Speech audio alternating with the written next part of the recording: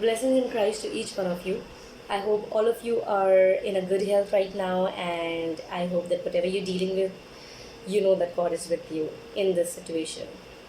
So, today I have a really short message and a very important one. I hope that something that I'm experiencing in my life right now, it's a battlefield for me, and I am assuming it might be for some of you as well. So,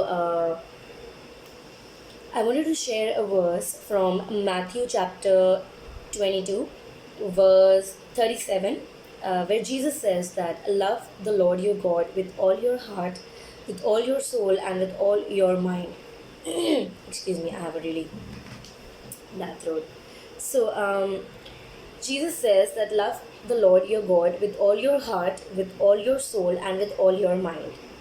So, isn't this verse very, very attractive? This verse is something like, you want to live by it. This verse is like Jesus himself is saying that we need to love the Lord.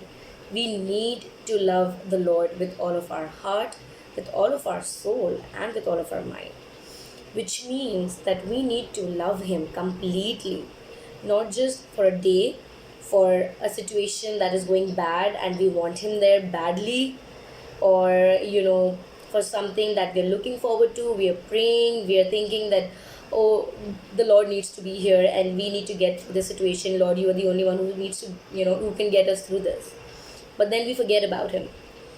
He needs to be there. We need to love him, like, completely, in our good times, in our bad times, in our ministry, in during our personal phases, during our personal lives, during our professional life, in our physical health, in everything that we are going through, in every step of our lives, no matter whatever it is, wherever we are, whatever we are doing, we need to keep him first.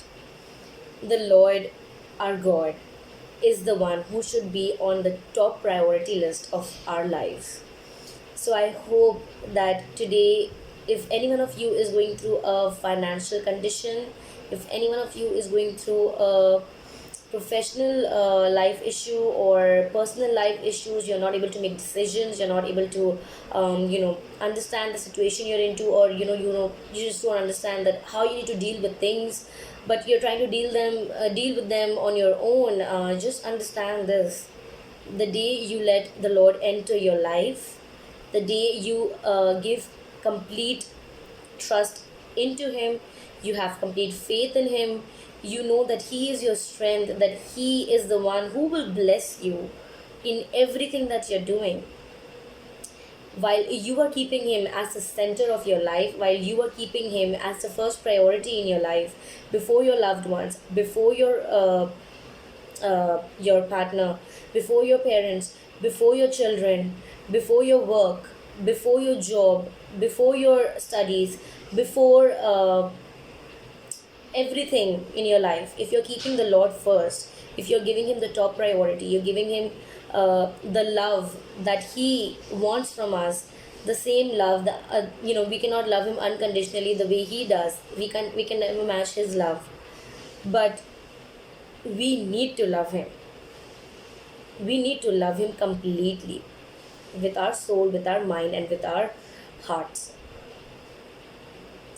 So we need to understand this, that when we say, Lord, we love you, we should not just say in words, we should mean it. We should be ready to do and fulfill the purpose he's given us. We should be ready to go for any calling that he's given us.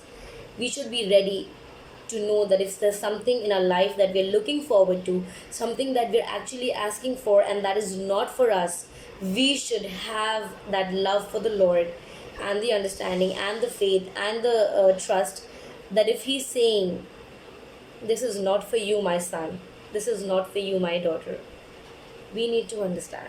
We need to know that, this is not for us. This is not his will. And whatever is his will should be done. And our will should be accordingly to his will. So I hope that this message, this verse that we just studied, we will be able to live by it. We will be able to practice it. It's not something easy, it's not something that will happen overnight, it's not something that we just read and will happen. No, it's just going to take a lot of practice, it's going to take a lot of dedication, it's going to take a lot of devotion and a lot of efforts. Start loving the Lord just as He loves you.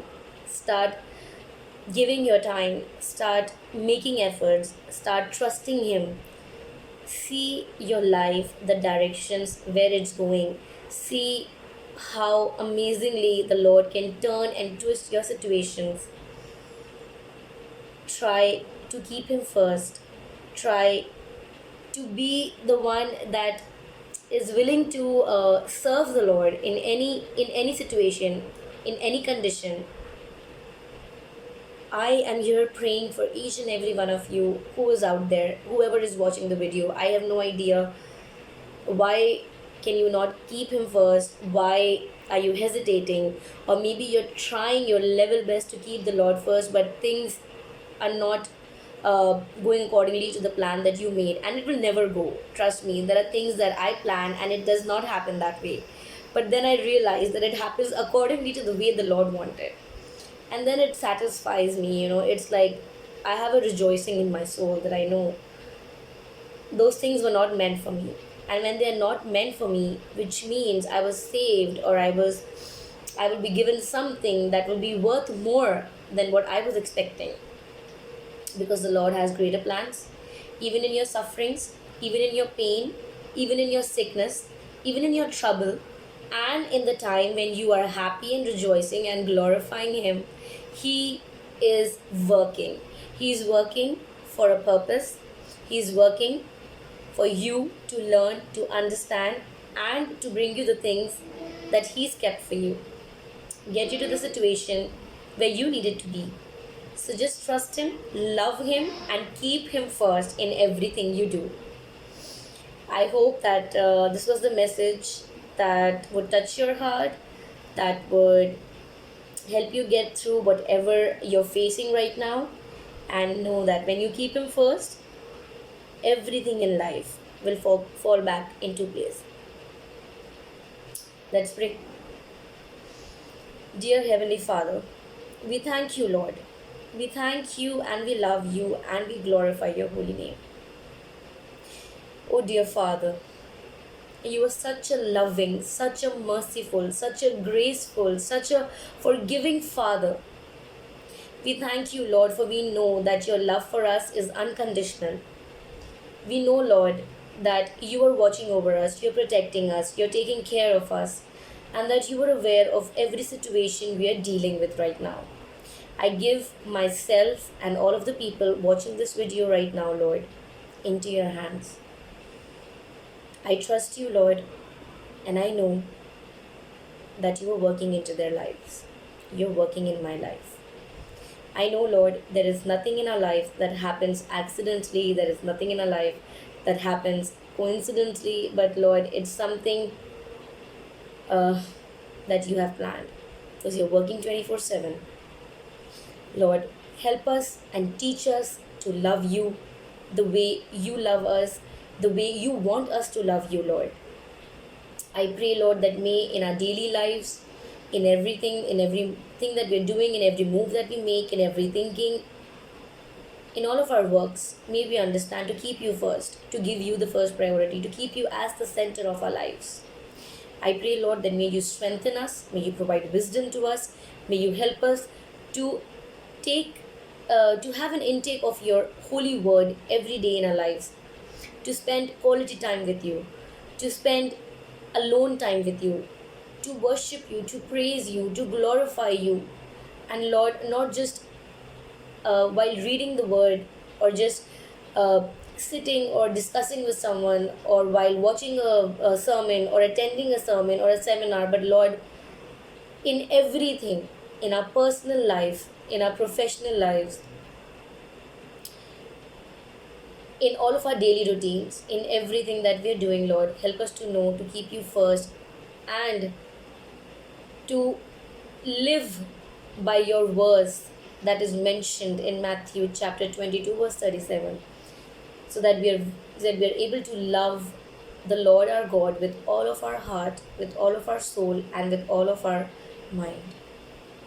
We know, Lord, that you're graciously hearing us. We know, Lord, that you're working.